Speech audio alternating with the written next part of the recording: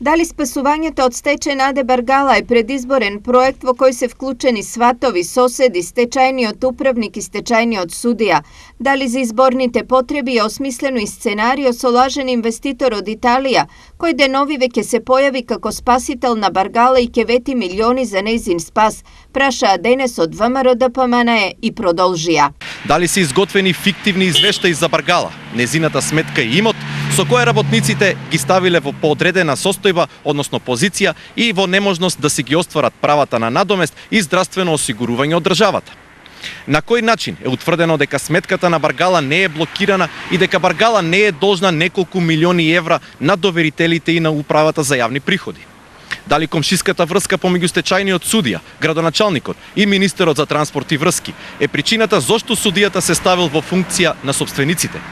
Дали ово случај е преседан во македонското судство кое ги жртвува работничките права за сметка на кариерата на кандидатот за градоначалник на Социјалдемократскиот сојуз во Штип?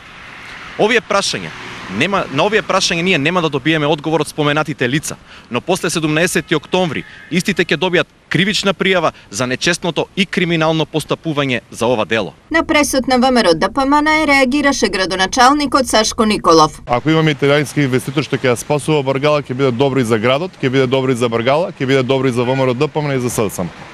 Така да јас од денеска, доколку имаме поврзано през во Баргала, ќе ги упатам и ВМРО и ќе ви упатам и вас новинарите, да не го трошиме времето кое што ни е се помалку и помалку во општинското работење.